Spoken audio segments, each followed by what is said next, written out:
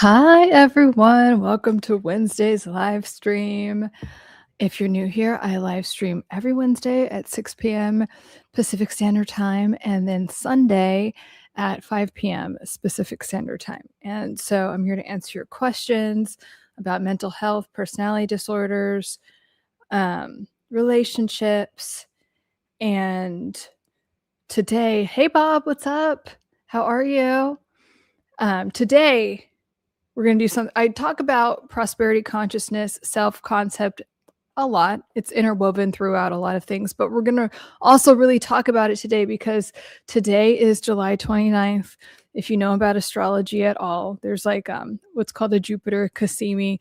And so there's just a higher amplitude of like prosperity and money consciousness. And if you don't believe in that, I'm great. I'm doing great. Feeling good. Feeling very productive and prosperous. First of all, okay, the moon, as we know, controls the tides of the ocean. And we are, what are we, like 90% water? So astrology does affect us, but every powerful person, I was just looking at, listening to a TikTok about like President Reagan had an in-house astrologer and didn't do anything, especially after that assassination attempt on him. Like after that, he used the astrologer all the time. I guess the astrologer warned him about that. And so after that, like he didn't make any big decisions without the astrologer, but every person, is it, I can't remember if it was like Rockefeller or Henry Ford or someone. He's like, millionaires don't believe in astrology, billionaires do. So it really is a thing, but it's always a good day to talk about prosperity consciousness. So we're going to do that and answer your questions as well. But I did want to definitely get into that for sure.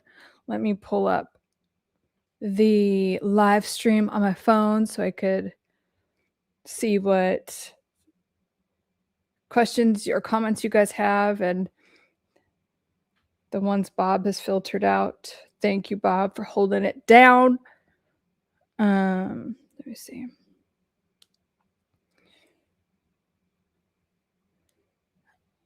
Let me see.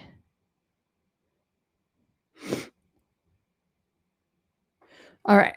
So I'm just going to jump right into prosperity consciousness. It's one of my favorite things to talk about. And as everything like that I talk about, like I talk about it from an intersect of psychology, quantum physics, and even when I say quantum physics, it's like Neville Goddard's work, when he uses a lot of psychology, but there is that quantum physics piece. And it's like how your nervous system, like your internal world, your internal world will create your outer world. It's your nervous system and your brain are electromagnetic frequencies. They're real things. You could, your heartbeat, it's doing the same thing. Your nervous system is doing the same thing. And when your heartbeat is dysregulated, it throws off other things. It could throw off things mentally. Well, actually, so a lot of times we have stress, then our heart rate is affected and our nervous system is affected. So it's really, really important when you are manifesting anything in your life to regulate your nervous system. You want to come from a regulated nervous system. A lot of people, their biggest mistake is they're like, yes, I want this. I want that relationship. Or yes, I have this, or saying mantras or whatever, but their nervous system is completely telling a different story. And they're like, no, or it's always been this way. So what you get to do is first you have to think about, okay, what is it that you want? And since we're talking about money, think about the amount that you want in your bank account, whatever that is. And then what does it feel like to continuously have? And when I do this with my clients, I typically tell them, what do you want in your bank account? Okay, now double or triple that. Because a lot of times, most of the time, we don't ask for enough. We're like, oh, we're in scarcity. Even when we started that base part of the manifestation, we're in scarcity. So double or even triple what you want and feel into that. Let it be easy and let it nervous system. You don't have to like comment on every little thing. I don't know if that's like spammy or whatever. But anyway, so you want to think about what you want. And it's like Neville Goddard talks about this, and it's like, just ask for more. Ask for more than enough, because if we're in prosperity and abundance, it's abundant. It's more than enough, and it's always there, and it's this very peaceful state. And then we want to associate that with a state of peace. So yeah, your knee-jerk reaction might be, the inner critic might come up and be like, that's impossible. We've never had that before. Yeah, the inner critic only knows about the past. So remember, tell the inner critic, this has nothing to do with you. You only know about the past, and we're leaving the past behind. Every moment that you exist, you're literally created anew. Every breath you take. So I don't care what your relationship with money was in the past, let it go and decide right now, I'm living from a state of prosperity consciousness, of financial abundance that's easy and like happy and full of joy. And it just gets everything else. That's just my past. And I don't identify with that anymore. Now I identify as someone that is a multimillionaire and money comes to me easily. And it doesn't have to be like, I have to grind, blah, blah, blah. That's another thing that I feel like we've been brainwashed to believe, is that, yeah, you got to grind and suffer and sacrifice it. No, I mean, if you want to, yeah.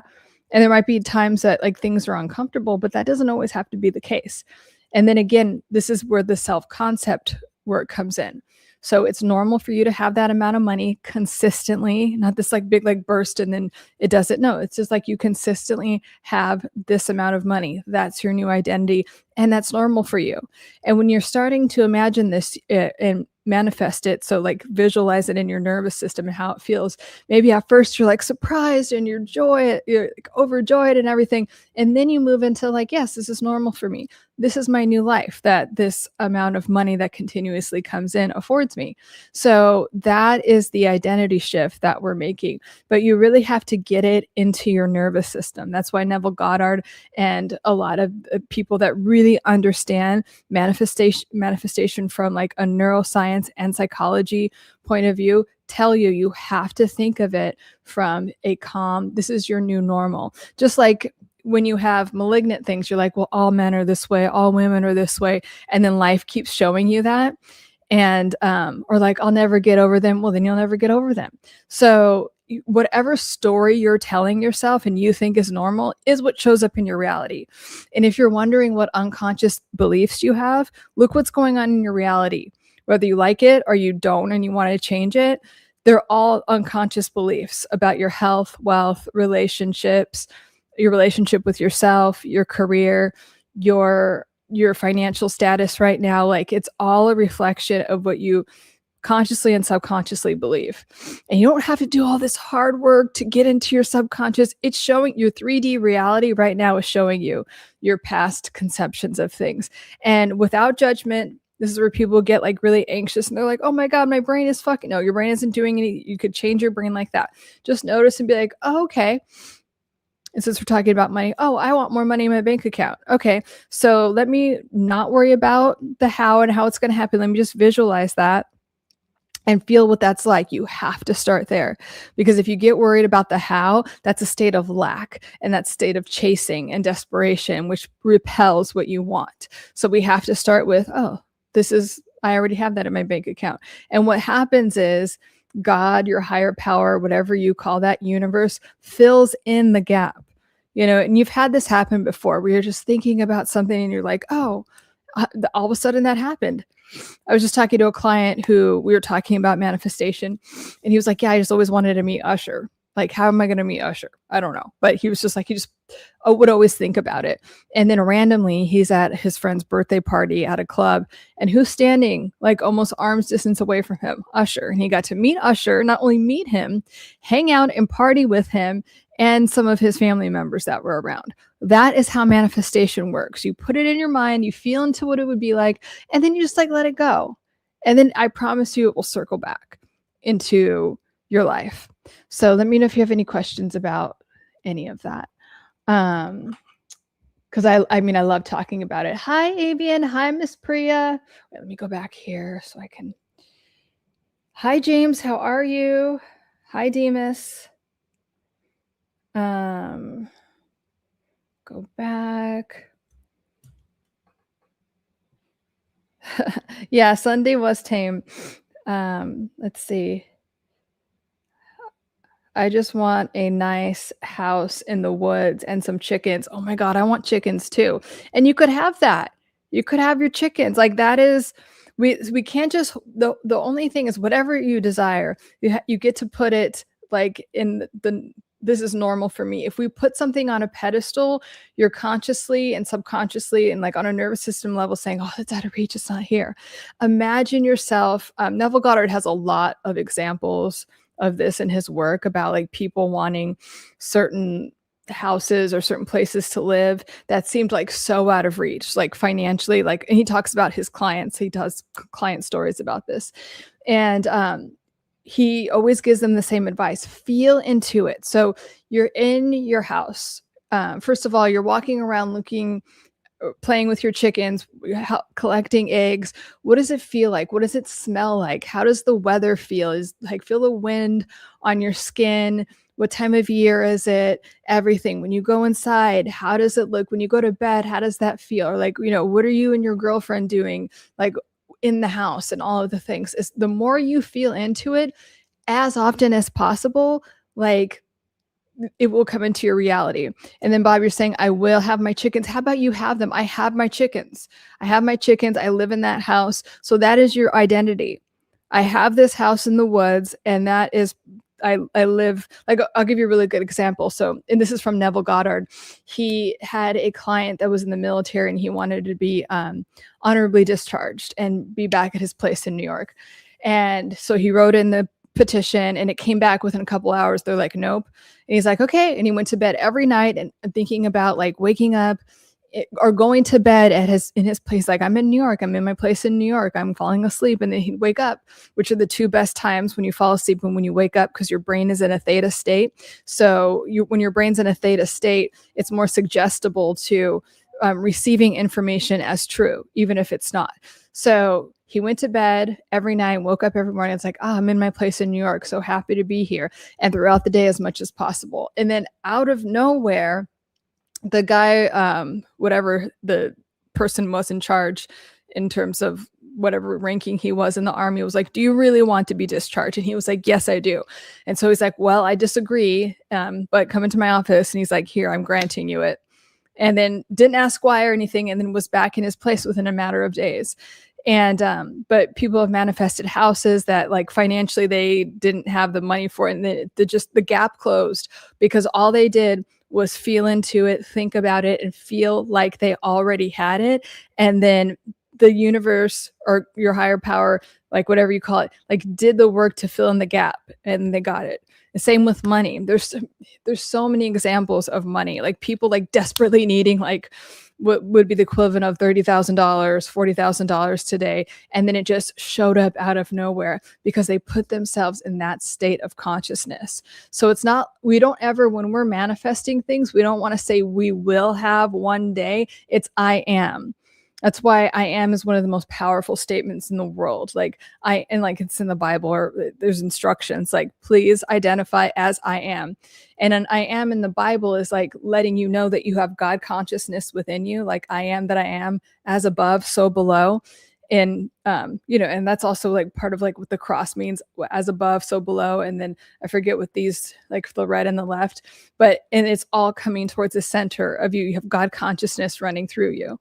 And I really know that, again, like very, like the most powerful people in the world know this, and they want to keep this away from us. That's why billionaires know about astrology and manifestation, but they want everyone else to think it's silly, or so they can control us. Oh, your mind doesn't know your mind. And think about that. Think about how like it brings me so much joy, and I feel so much freedom when I know that I could literally create my reality with my thoughts and my nervous system. So I think a thought, and then I put the feeling behind it that gives it the ammunition, right? So like I tell you guys before, like if someone's like, oh yeah, you're a fat, I don't know, redheaded, that's super short. That's like the opposite of what I am. So I'm like, that thought doesn't do anything for me, right? But if I'm like, if it's something I have a fear around, then I'm giving that energy through my emotions. So if you want something, you have to think about the thought without worrying about the how. because you're entering a new level of consciousness. You're entering a new reality. You're not going to know the how. So you think about it and feel into it, and as if you already have it, and you start to identify with it. And I promise your life will change in some amazing ways. Okay. Hi, Miss Priya. New job is going well. No, I love it. Congratulations, Avian. Yes, that is awesome. Everything's working out for you, Avian, and everyone else watching. Everything is working out for you. Everything is working in your favor all the time. Universe, God is on your side. Okay. Yes, Miss Priya. Let me catch up with the comments, and then I'm going to get to your question about body language. I'm also trying to go to school to further my education. I have a bachelor's degree, and I'm trying to get my PhD or certification. I love that for occupational therapy. Hell yeah, you are going to do that. It is happening, and it'll all come together. And you know what? When I have clients that have this goal, I just put it out there that how about your job? Because this happens. What if your job helps you and helps pay for your education? That happens a lot. I don't know what type of job that you have, but just put it out there, put the vibe out there. Like, not only Avian, like, I start to identify, I am in school, I have this great job that I like, and I'm in school fulfilling my goal, my educational goal, and my job is paying for it. Isn't that so nice? Gosh, I'm the luckiest girl in the world that's all being paid for. And then I get to have this nice job, and I get to work. I get to go to school, and my job's paying for it. Wow, yay. But that is happening for you, Avian. Bob, that's a great plan, Avian. Good career path too. I imagine pretty rewarding. Yeah. I'm currently 27, Avian says, and I have been working for years, and I'm trying to get my foot into the right job relating exactly to what I do for school. Yes. Since 2020, it's been frustrated due to COVID. Okay. So here's another good way to let's do another self-concept and perspective shift. It's not. To say it's not, you know. Maybe it was in the past. I don't know. We're not going to give the old story energy. So now it's easy, and it doesn't matter whatever's going on in the world or the economy. Things work out for you. Things work out for you, Avian. They just do. It doesn't matter. Like, things just fall into place for you. Like, for no reason, just because you want it. Again, let me go back to my Kim Kardashian example. She wanted to be on the cover of Vogue. Vogue is for very tall, very thin models, okay? And Kim Kardashian is the opposite of that, okay? So, but she's been on Vogue, I think 20 times now because she wanted to, just because she wanted to. So, and the chances of that happening before that were slim, but that's what she wanted, so that's what she got. So it's kind of like, when you are manifesting and you have all these like naysayers, or your inner critic is doing, or it's frustrating because of COVID, be like, not for me. Not for me. Things just fall into place for me. So maybe for everyone else, or maybe in the past, but everything falls into place for me now. Okay, so let's come from that perspective, and I promise it will get easier. Avian, I graduated from Arizona State University in December of 2020 and got my bachelor's. Nice. In health sciences. That's awesome. My new job does provide great benefits, and they offer tuition see what I'm saying? And they offer tuition reimbursement. Love that. After a full year of working, a year will fly by. That's awesome. After a year of working full time, I will be eligible for tuition reimbursement and utilize it for school. Hell yeah. It's happening. Everything's falling into place for you, Evan. And everyone watching, everything is falling into place for you. Okay. Let me go to Miss Priya's question. Okay, because I got some stuff to say about it. So let me pull up the exact question.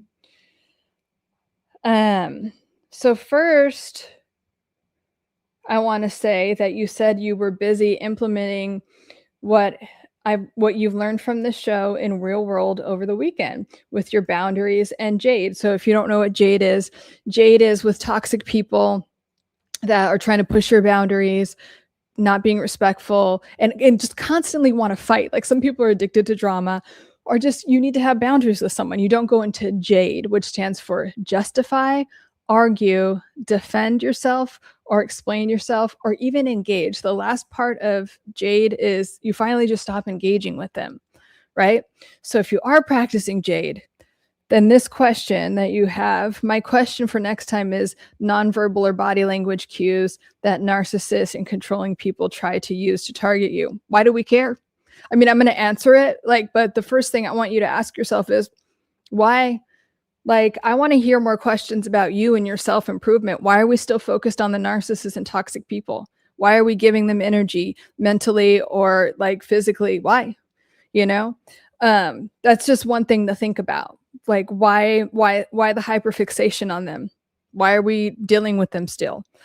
And do they see you are physically responding a certain way and it shows they can control you more? Okay, so again, the first thing is I want you, anytime something pops up with any kind of question about a narcissist, you are getting a toxic person out of your nervous system. So maybe you stopped contact, maybe you're going through a bad breakup and you keep thinking about them. Question that. Don't just let your mind run, because when we do that, they're living in our head rent-free. And just by thinking about it, by perseverating and thinking about it constantly, we are giving them our energy. When they're, we're just sitting alone and we're worried about their body language. Why? So I'm just saying, stop yourself when that happens. And I would say, especially with a breakup, or especially with a parent, that it's just so hard sometimes because it's they do the weird family type of thing and you might have pressure from other people. Stop yourself. Notice what's going on and then be like, okay, is this healthy? Is this a healthy use of my energy and my thoughts and my precious time? What can I be doing with my energy instead of thinking about them or their next move or their body language? It's really important to question yourself, because that is a huge part of the healing process. I don't even fucking think about narcissists anymore unless I'm helping other people. I don't give a fuck. And the thing is when those people are still sick and they're obsessed with me, and I think a lot of them have fake Instagram accounts or whatever, just so they could comment some bullshit. And I'm like, okay, thanks for helping my views. I don't give a fuck about you, but you still give a fuck about me, because unhealed people continuously obsess about other people they want to control, or the thing that they haven't healed from. Okay, so that's my spiel on that. But in terms of the body language piece, there's two pieces to that. So with all of these toxic personalities, do they have a not universal, but body language things in common? The first thing is, when you start to heal, your nervous system will come online even more, and you'll start to trust your nervous system, because these people have a vibe to them.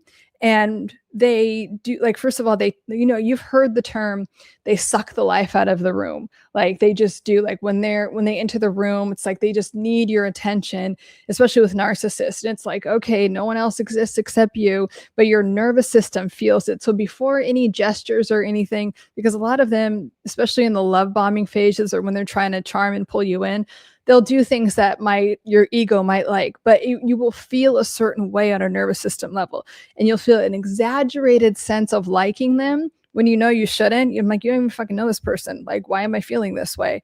Why are they drawing me in?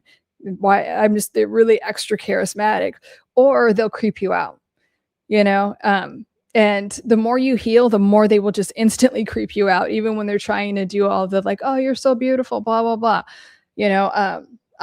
I remember when I really did a lot of work on healing, and this narcissist was oh my God, you're so beautiful. You're so, and I was just I know, right? And that is something, I don't talk like that. I was just yeah, I mean, facts. I just was not swayed. And I was getting that icky feeling in my stomach and wanted to leave, because I just, I healed away from that. So notice how you internally feel first, because that will be the first thing above anything. And the other thing is that these toxic personalities, they like to mirror you, because when someone mirrors us, we feel safe. They're like, oh, they're like me. So if someone's trying to do that to me and they notice that I'm doing this with my hand gestures, they're going to mirror that back. And it's like, oh my God, we both use our hands a lot. So if they're mirroring you a lot, also with narcissist, it's that feeling of they have to take up all of the room, the space. And if they're not getting the attention, then they they'll start rolling their eyes, or they'll like walk away or do something like this. I talk about this a lot because it's a good example of narcissists getting pissed when they don't have the attention. And I also fucking hate this guy, but the comedian Andy Dick. So I'm dating, this is a while ago, but I was dating this guy that was, let's just say he's a comedian. He's like in the entertainment. So we had to go to Andy Dick's freaking birthday party. And so I don't know, just like walking around saying hi to people, and people were like, oh my gosh, are you a model? Are you this? I'm like, no, I'm not anything in entertainment, blah, blah, blah. And then he calls me the N-word, and he goes, nit, nit, nit. And then he's like, eh. I don't want to say it because I don't want it to be flagged on here. But he was just like, like bigger.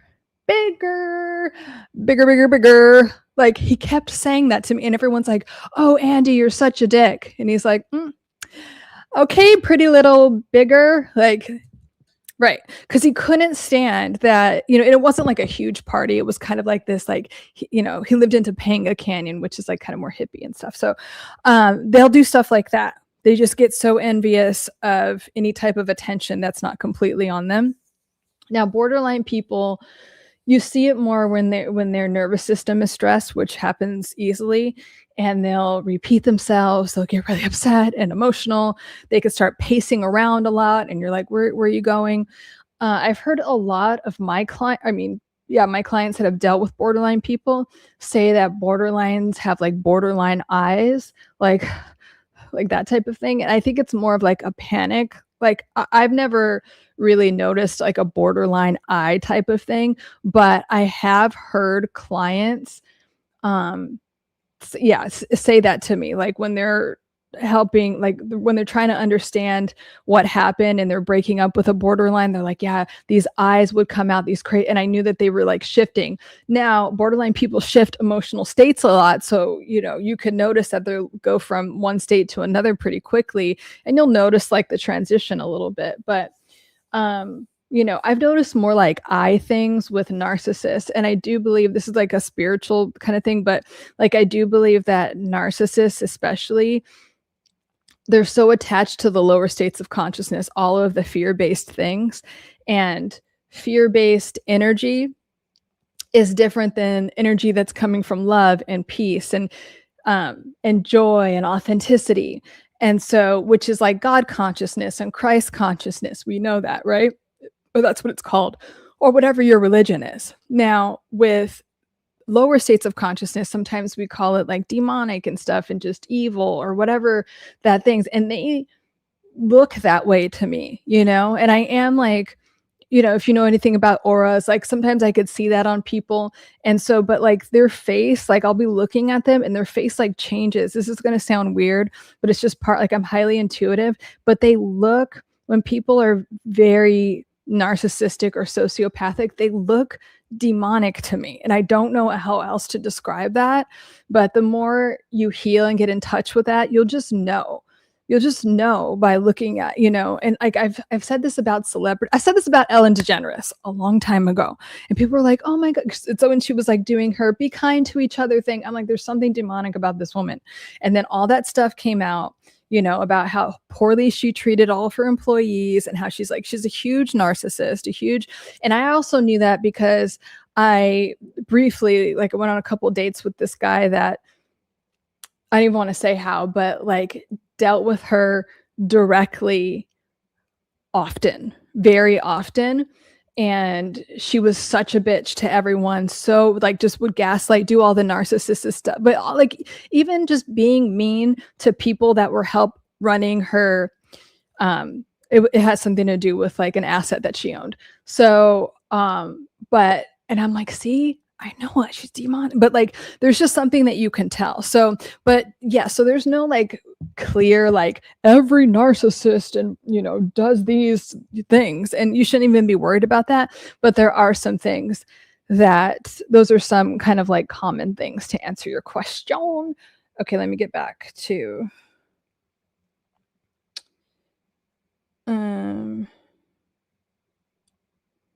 let's see.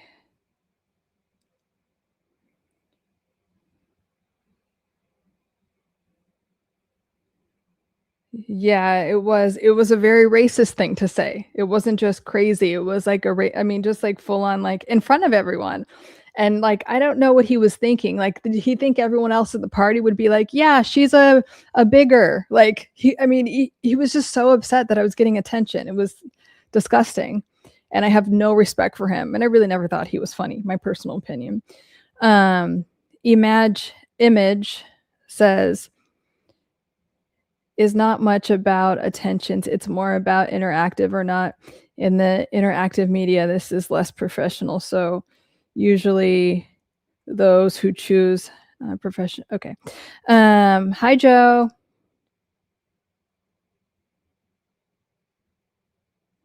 Okay.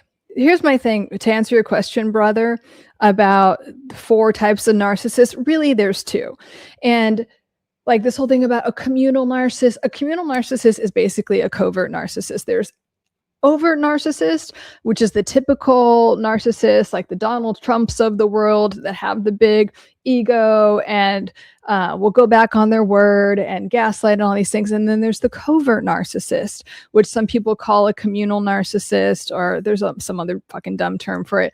But I honestly think that those terms were made up. They're not real terms, by the way, but they're terms made up so certain people on YouTube could get more views and make people scared. I don't like when people create content about narcissists or personality disorders to have their viewer be like in a more obsessive state about them. Like, oh, are they a communal narcissist? Are they a covert narcissist? Who fucking cares? I care about you healing from this. I care about you breaking the pattern that's in your nervous system that's probably from trauma, so you never attract people like this. So you have the best relationships and you have the best health, wealth, career, spiritual relationship with God or whatever you call it. That's what I want. I don't want you obsessing for years watching YouTube videos about if someone's a communal narcissist or not. So the covert narcissist comes off as like so nice and has a lot of superficial friends and usually does love bombing by being so overly generous that you're like, oh my God, they're the best person. They're just so generous. And they have a victim story. So a lot of them will be like, yeah, this person did me wrong, but I survive. I persevere. And so you're like, oh my God, that's so terrible. And that's why I'm always like warning you, if you are dating someone and they have this whole they're like over identifying with this victim story about a narcissist, like, oh, my ex-wife, watch out for that. I mean, we all have exes and some of them really did us dirty, but why are you over identified with this victim story? So they usually do that, but they do the same thing. The underlying patterns are the same. And if you get too close to one, they push you away, whether they're overt or covert. They just initially present a little differently, but there's only overt and covert narcissists. And, you know, and I only tell you guys that because when you're dealing with these people, it's so confusing at first. So I'm just trying to illuminate and like bring clarity to what has happened for you. But beyond that, I want you to focus on you and your healing.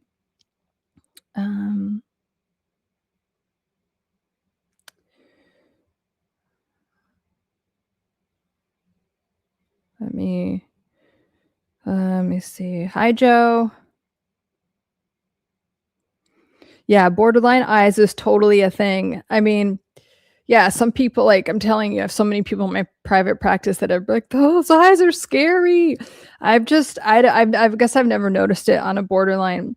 I mean, when I worked in a psych ward, I would see like eye change that, you know, with kids. I worked in a psych ward with like kids like from 10 to 14, and like their eyes would get, you know, and it was like they were changing modes type of thing. They would stop and then they would change modes and like start, I don't know, like one of them pulled the curtain rod and actually hit me really hard. I had a bruise on my hip for a while. Then they got 5150, like tasered and like hog-tied and 5150. That was fun.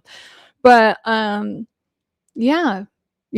I mean, you know, especially if you have a personal relationship with them, you know, you would probably know the borderline eyes thing. Brother, when introvert wants overtones, delusional. Okay, don't know what that means. Freshman, so why should I invest in a relationship to find out? You should invest in a relationship if you want a relationship. I always start with invest in the relationship with yourself first. Otherwise, all relationships are just a mirror of you. So if you have some shit you need to work on, it will be reflected in your relationships. Hi, Bones. How are you? Pub, what's going on, brother? I love when you guys talk to each other.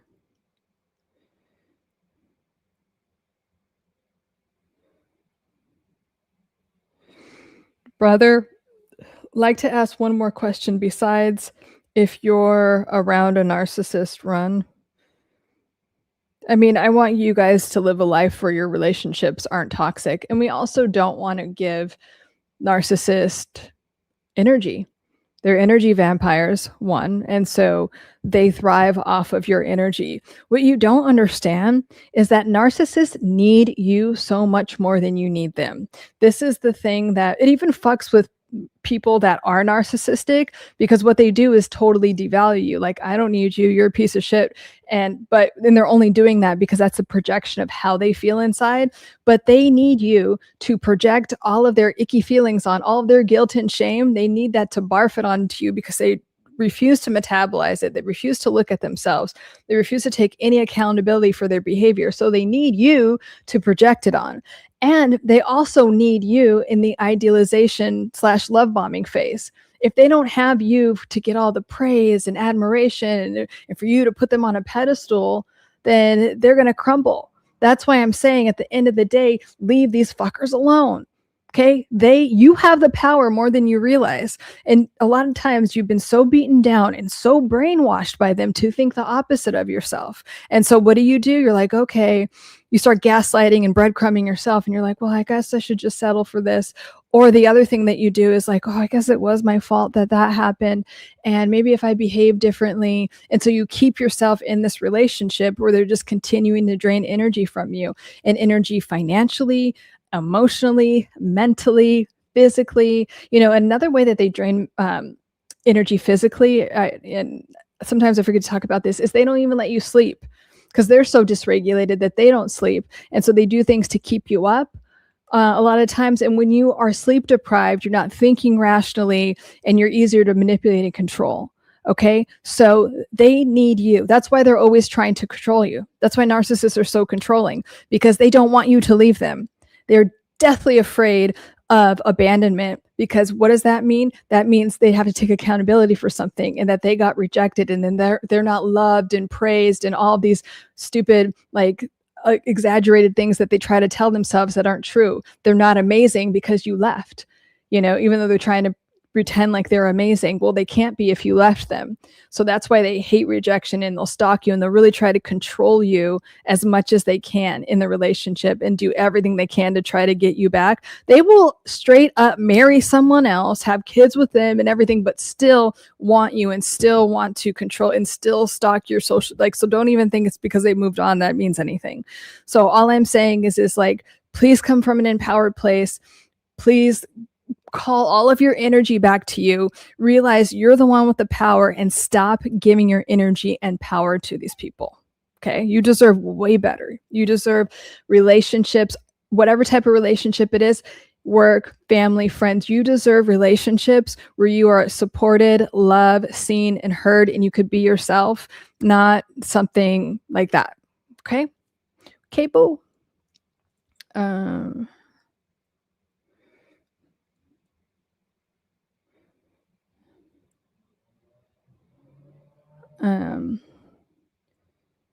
that narcissist has 3 different lives, one in public.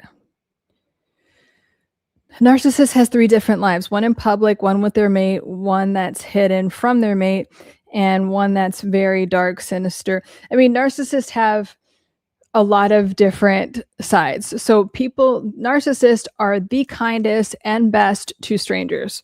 They're constantly getting new supply in that love bombing or idealization phase, as it's called in psychology. So the people that they're most shitty to are the people that are closest to them. And they are the best with people that they don't know, with strangers. And then they get all that idealization and praise from the strangers. But the closer you get to them, the more they treat you like shit, the more they devalue you, because now they're using you to, again, like I was just saying, dump all of their guilt and shame onto. And sometimes they get you in a position where they can control you. So there's like financial control, there's some type of physical, mental, it could be anything, or your self-esteem is so low that you just feel like you can't do any better because they brainwash you to believe that, or they got you so addicted. And I really mean that. Like, it really forms an addiction in your brain. They got you so addicted to the idealization phase when they were love bombing you that you believed that that was the truth and this was the one, and like you fell in love with that person that actually didn't exist, but you fell in love with that person. And so you spend the rest of the relationship chasing that and trying to get it back and truly believing that you did something to fuck it up and make that person go away. But the truth is that person never really existed. It was manufactured. They were studying you and learning it. That's why I call them drug dealers. They were actually creating the drug. They're like, okay, she wants this. He wants marriage. He wants to be treated. And he has trauma from this. They became that person. You got addicted to that. And that's just showing you where you have an opportunity to heal. Okay, no judgment or anything. Like, I've been there, but it's showing you where you have an opportunity to heal because you were so desperate and longing for that. And that narcissist temporarily with this fake facade provided that. And so, yeah, they're showing you that, and they show the real side of you. And then they always have extra supply. So they're always having some type of affair. They're always having multiple, I've had clients where it's like, oh yeah, my husband had 2 other families, one in the middle of America and one on the East Coast, one here. I didn't even know. So yeah, that happens a lot. Why? Because they don't like they can't. Well, they can. They refuse to deal with real intimacy. So they'll be with one family, then get in an argument and be like, I'm leaving, and then go do their thing, or pretend like they have some job that takes them away from work because they can't handle real intimacy. Real intimacy has conflict resolution. So you deal with real shit that comes up. They don't want to do that. They want to keep everything on a superficial level. And so yeah, some of it's dark and sinister because they're very dark people. Narcissist and the personality disorders, they are operating from a low vibrational state, from the fear, from the guilt, shame, everything that has to do with fear, guilt, shame, doubt, self-loathing, grief, all of those things. Now, it's fine to experience those things, but to stay in that state and have that be your baseline state is a terrible place to be. You don't want to live in that type of state.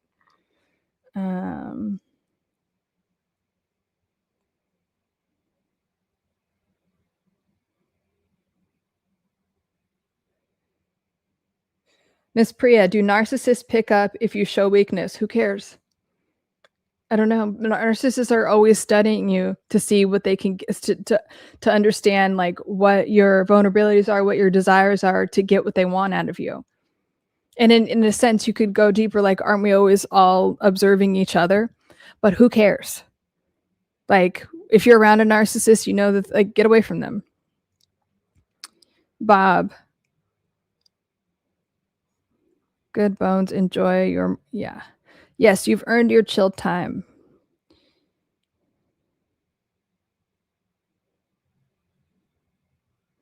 I like when Lauren cusses. Why do I get that feedback a lot? People like when I cuss, and then it's like, and then I'll get feedback like, you cuss too much. Like this woman on my TikTok, I should have screenshotted it. I have to find it, but she's like, you know what? goddess, I would repost this, but you are not in your feminine energy because you were cussing. I'm like, shut the fuck up, first of all. And yes, I am. I'm in my feminine energy more than you are, because feminine energy doesn't boss people around or judge, right? Like, I'm just being authentic. I'm being me. So thank you for that feedback. Lee, yeah, for sure. Psychopathy, sociopathy, sorry. Psychopath can transition into being a for sure. When he got less attention, he got more sociopath for sure. Saying digger or whatever. Oh yeah. So sociopath, what sociopath is actually called antisocial personality disorder. So and that is, just think of it like narcissism on steroids, but they very much enjoy when people are in pain, they experience joy. And they have like absolutely no empathy, whereas narcissists can go back and forth, and there's like a lot of debate on that, but there's no empathy. If you really need someone to, do a hit job, it's not the psychopath.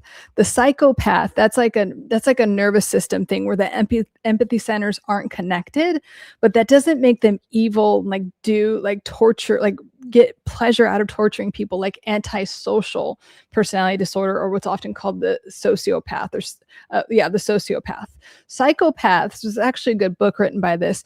Psychopaths are around us all the time, and they're very normal people. They're really good pilots. They're excellent surgeons because they don't have that emotion behind things. So if you're like, think about this, if you're getting a surgery, let's say you're getting open heart surgery, okay?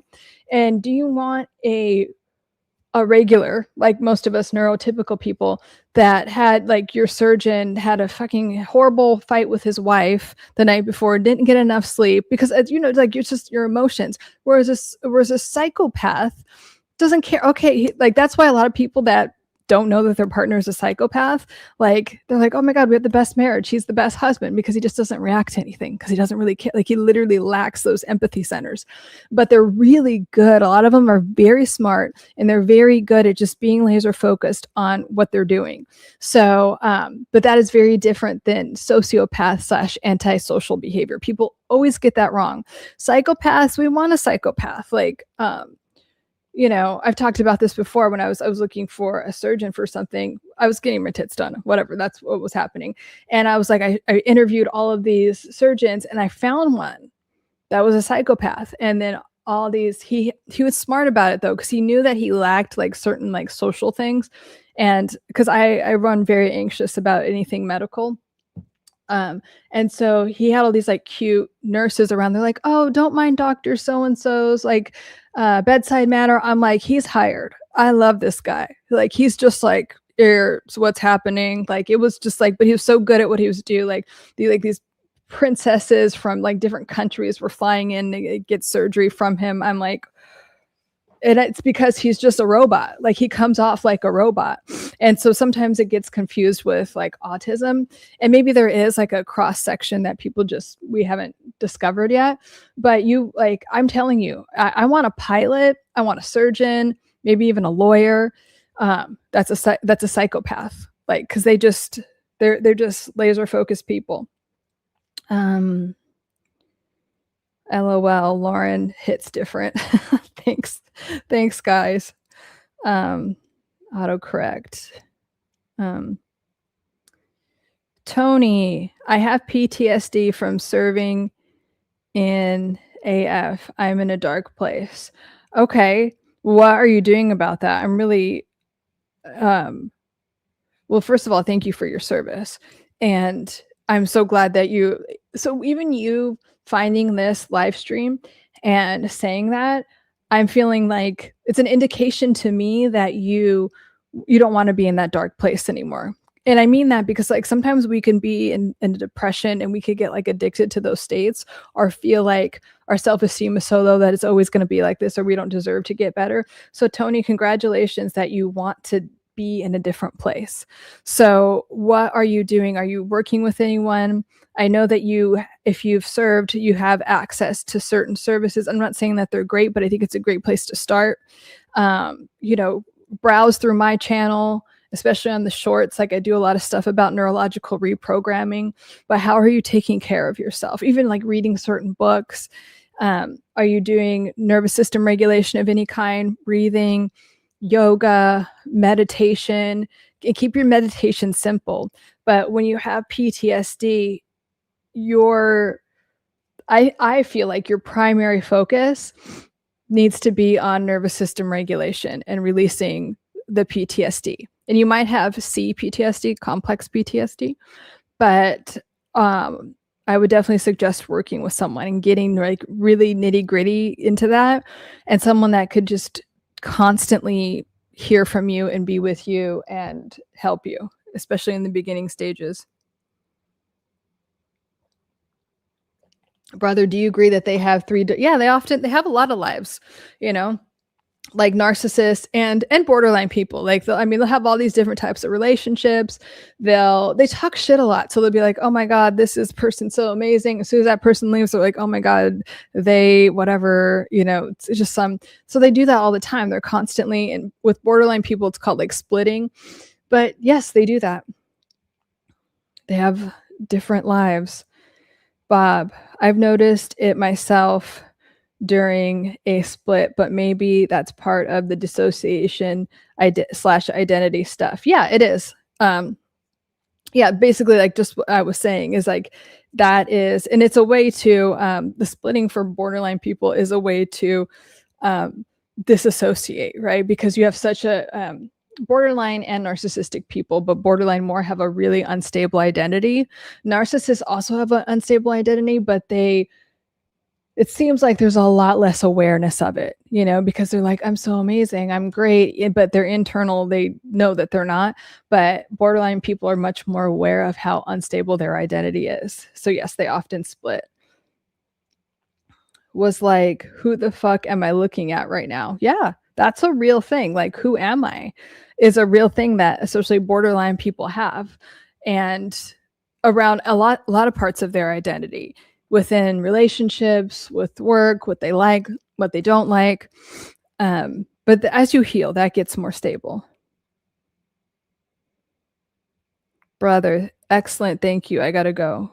Thank you for stopping by. Bones, them toxic relationships are exhausting. It changes you for reals. It can, but here's the thing. I will stand on the hill that toxic relationships come into your life to teach you something that you've been unaware of, that will help you heal and could be the catalyst to the most evolved state that you have ever been, the most healed, the most prosperous. It could be the start to the best era of your life that just continues to get better and better and better. So yeah, we can stay in the identity of like, oh, that fucked me up. Or it's like, you know what? I'm going to learn from this so this never happens again. And that's really true with any rock bottom moment. Like, I'm fucking sick of drinking. I'm sick of this. I'm sick of living. I say I'm not living this way anymore. And that's why I was saying at the beginning of this thing, in terms of prosperity consciousness and money manifesting, especially if you want to be at a new place financially, you get to claim that the past is the past. That old identity doesn't exist anymore. From this moment forward, I always have X whatever amount of dollars in my bank account. I am like a multimillionaire, whatever you want to be. I have an amazing house in the woods with a bunch of chickens, and it's a peaceful existence, whatever you want. And I just always, have more than enough resources to keep my farm and my house and everything going, right? And it's so important. I really think that money manifestation and prosperity consciousness is so important because money is an amplifier. Money makes you more of who you are. So if you have goals or whatever you want to do, you get to be a better version of yourself. Now, it also amplifies the shitty things too. And if you care about evolving and you care about constantly improving your life, then you look at that and deal with it. If you don't, then it'll blow up in your face. And so this is why a lot of lottery winners end up in the same place, because they haven't dealt with that mirror yet. And so a lot of money will show that mirror. And it's like, are you going to shift? Are you going to evolve? Are you going to heal? Or are you going to go right back to where you started? So also something to think about.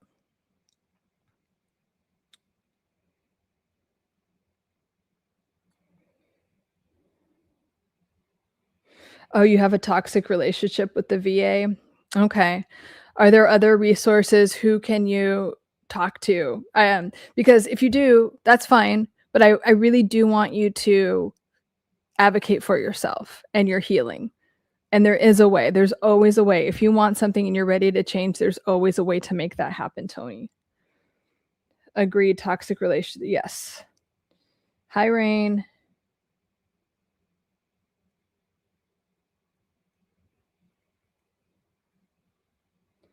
Bob, thanks for your service, Tony. Yes. I know. I hate that. I hate that. I've heard not great things about like the VA, and like that is one of my things that I get to do and that I currently am doing as someone that has a large amount of money, like helping the VA improve itself.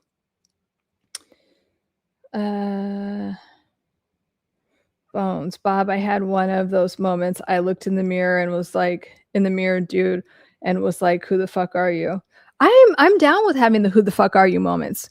And I love mirror work, by the way, is great. Like do mirror work, like say affirmations, look yourself deep in your eyes and say whatever it is you want with an I am statement. Like I am powerful. I am the CEO of my business. I am financially stable, secure, and so successful. I am lovable. I am supported and taken care of in my relationships, whatever it is. But also, yeah, who the fuck are you? Ask yourself that. Look at yourself in the eyes and be like, yeah, who am I? And really ask yourself, journal about it. Because we want to evolve in consciousness. We don't want to be the same person we were 5-10 years ago. We want to keep evolving.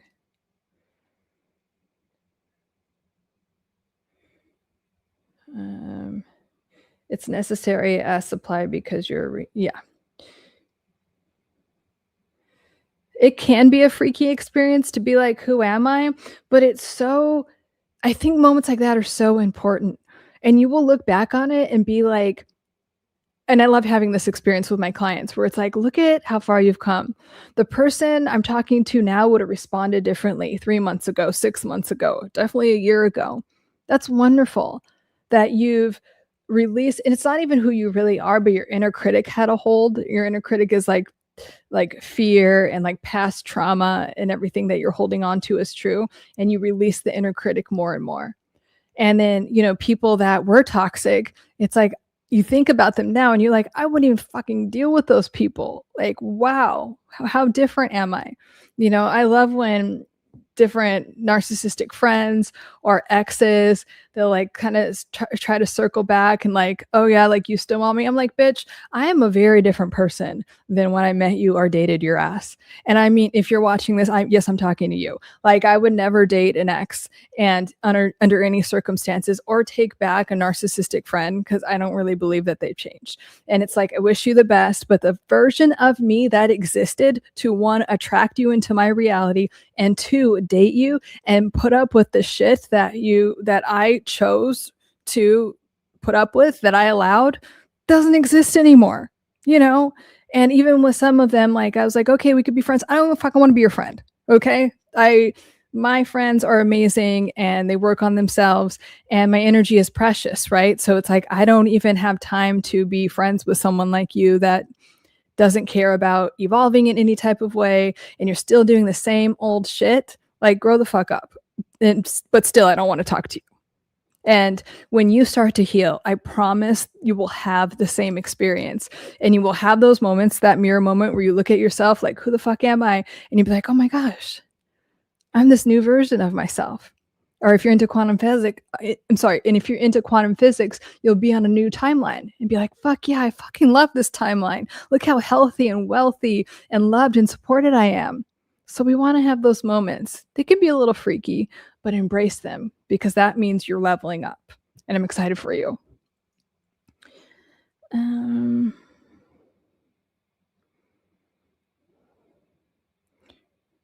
Bye, Bones. Thanks for stopping by. And Image, why knowing predators love victims say we deserve to be loved. Is not masochism unhealthy as sadism? Can you write that more clearly? Because I really don't know what you're saying. With dad, take care of the, yeah. Lee, yep. And a good way to spot a narcissist is by setting a grounding exercise to see what a core values are that ground them, to see what they don't have, see that they don't have a core neuron cortex built into their nerves, to put built of nerves response. Don't know what you're saying there, but yeah, I don't know what you're saying there. I'll check you later. Bye, Bones. See you on Sunday, maybe, or in the comments. Love having you here. Bob, my narc ex ended up being married and engaged and had 3 wide relationships. Blew my mind. Like, how do you even manage that? Yeah. And narcissists are addicted to relationships and like they need you as supply.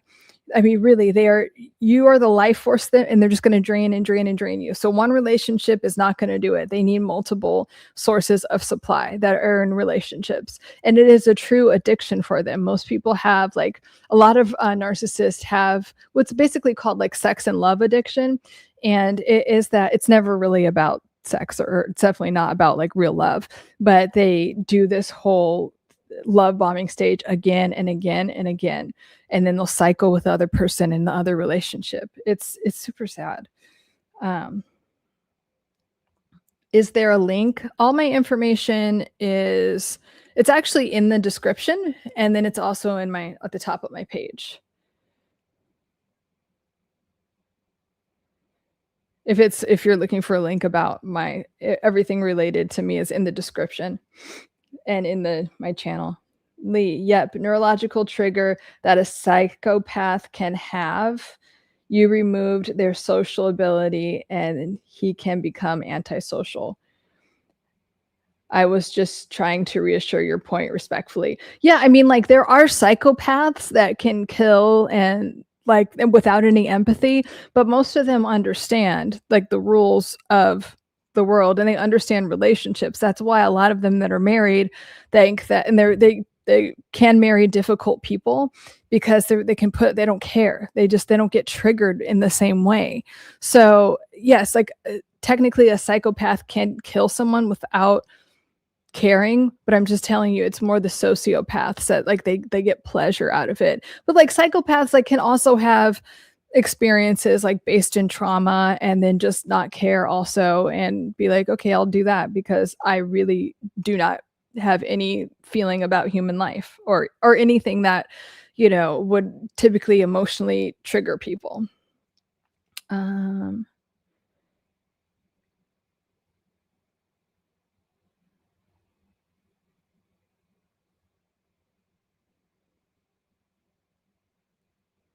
Hi, Fresh, how are you? Return of the Source. Can you cover a bit on the manipulation tactics of... I just did that. Go rewind this or start at the beginning. I just went over manipulation tactics of narcissists and sociopaths. Do sociopaths make great presidents? Not particularly. No, there's been no evidence about that. I think narcissists do because, like, remember, people vote with their heart. Most people do not vote logically. So we vote with whatever image, whatever we resonate with, whatever we feel is most inspiring. So narcissists are really good at being charming and charismatic and drawing you in and get you in. We're a team. So the narcissistic stuff, definitely, and not just with presidents, like leaders, like even cult leaders. They're often narcissistic and sociopathic. I would like to think by sociopathy, that form of psychopath is now a sociopath, and that didn't have the pull to pull.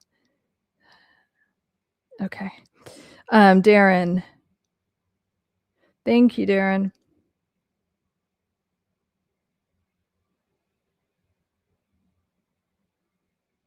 Bob, that positive reframe, you're right. I probably won't be where I'm at now without toxic relationships. They're our greatest teachers. First of all, every relationship is a teacher, but the really intense ones are, really, it's an opportunity to just really skyrocket you really fast into a new level of consciousness.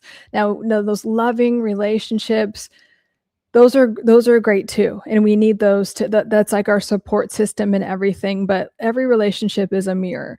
And so when we're self-aware and we want to evolve, they can be the best thing that ever happened to you. Lee, we welcome productive discussion, but agreed, always a chance to learn. 100%. Bob says, please stay on topic. I'm not sure what you're trying to say with that. I don't know either. I just stopped reading it. Martin Love, LOL, that made you uncomfortable? I don't. Jewel, coming from Effexor as a man, coming off Effexor as a man, watch the most impactful decision in my adult life. Watch out.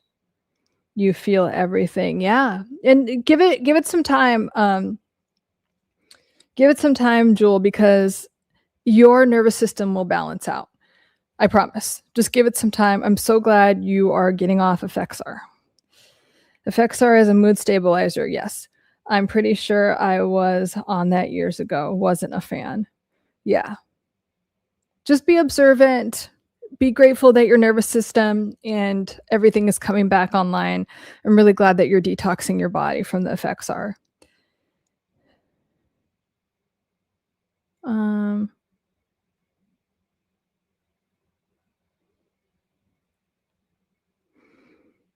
Jewel, men don't necessarily vote with their heart. Some not strong men, Trump men don't.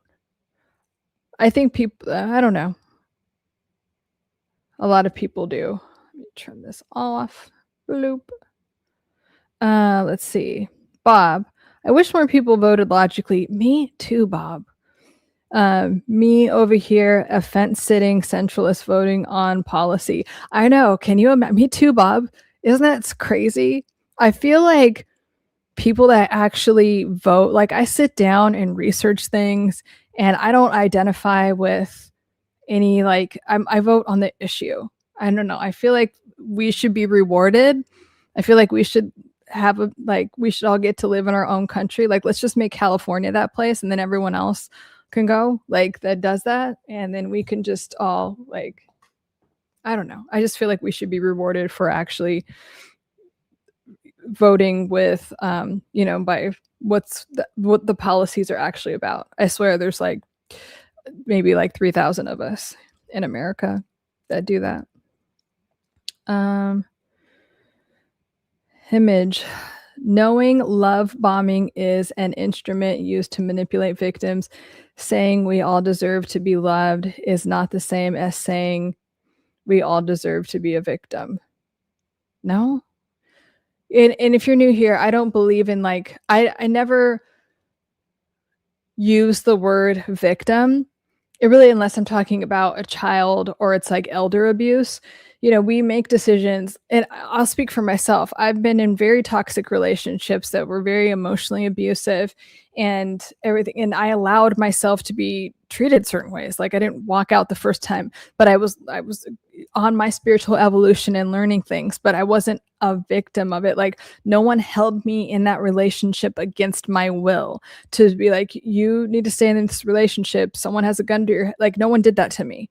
And so I'm not like, I think a victim is like when something is against your will, when you don't have the power, like when you're a child or you're incapacitated in some type of way, like elder abuse. So yeah, we don't use the word victim up in here. Love bombing and healthy, secure love are different things. Yes, they are. So they are completely different things. Love bombing, there's nothing loving about love bombing. Love bombing and what's called the idealization phase in psychology, same thing, is a manipulation tactic. And it's the opposite of love because it's completely inauthentic. It's someone not showing up for themselves under the guise of love. Like, I love you. I love everything about you. No, they don't. They're just drawing you in a supply. It's literally the opposite of love.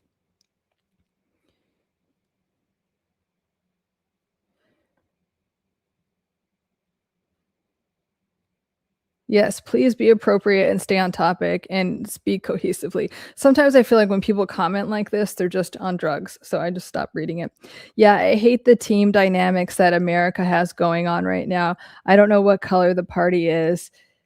Just go do good stuff. Exactly. And then, the whole right wing and left wing, it's the same fucking bird. Okay. And it's all, I think the bird is evil. I don't care what like wing you're on. And I feel like, I know that like if you are identified, and this could be politically, it could be religiously, what does that do when you over identify something? It makes your world really small, and it's a way to manipulate and control your behavior and thoughts. So you can only think this way if you're a Republican or a Democrat or Mormon or Lutheran or whatever it is, or Black or Mexican. Like, think about that. If you would just think about how fucking stupid that sounds, and how it is a way to brainwash you, to have that group think that if you're going to be in this community, then you can't do that. Otherwise, you don't belong. And what does that do? That triggers all of your abandonment stuff, and it makes your nervous system go on 10. So you're like, oh yeah, I think this way. I'll be this way. Even in communities that are like the LGBTQ, it's like, I've noticed that even in those communities, like, oh, well, you can't think this way if you're not blah, blah. Like, not every LGBTQI like person wants to use fucking pronouns. Like, they don't need to. And so, but if you don't, I've noticed that with how some people in that particular community like treat each other. And it's like, it's a form of bullying. And I've said this about lesbians bullying me. Especially when I had this certain internship, they were like, you are placating, or like whatever, I can't even remember, you are submitting to the male patriarchy and everything by dressing like this and having long hair. And I'm like, bitch, you are dressed like a boy. You are dressed like a boy to signal to other women that you like women. I am signaling to men that I am a feminine woman and I like men. Okay, so we're both doing the thing. We're both in the patriarchal, if that's what you want to call it. Okay, like, I never understood, it's just a form of, but it comes up in these subtle ways, or seemingly subtle ways, when you over-identify with a group. And then it makes you angry and not understand things, and it makes you judge people, and it makes you be in a fear-based state where you're judging other people and everything. Oh, and by the way, those lesbians that were saying that, this was at my internship, we had to do certain things, like we would go out and, go to happy hour and stuff. They would get drunk and hit on me. Oh, really? I thought you didn't like my appearance. I thought you were judging it. Anyway, stuff like that, really. And like, just be consistent and just like think about it. Whenever something triggers you, your triggers are your teachers. So if something's triggering you, look at it. Why is this triggering me? Why do I care? Like, what is it? Instead of like just going off on the other person or immediately judging them, why are you triggered by this? Honestly, think about it.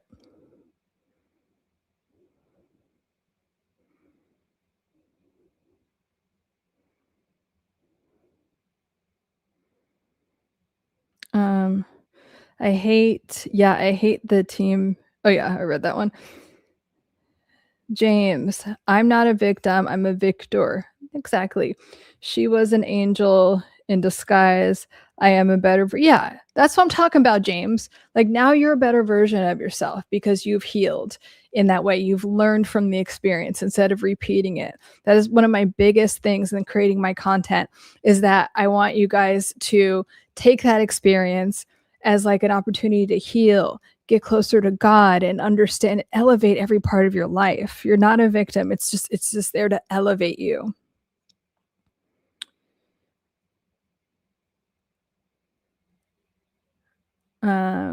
Bob, right? What happened to agree with yeah, you can agree to disagree. Like, why exactly? Damn straight, James. Exactly, James. Yeah, that's what I'm talking about. Okay.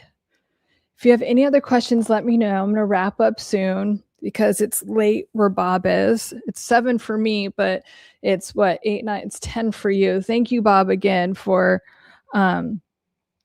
being here. Oh, wait, I didn't see Jabbar. That said, I did not break a heart of an ex-girlfriend, unfortunately, who I felt was mistreating me, though asking her to be friends after it wasn't working out. Don't be friends with your exes, especially right after. There's no such thing. That's you not being able to digest the closure. Don't be friends with your exes.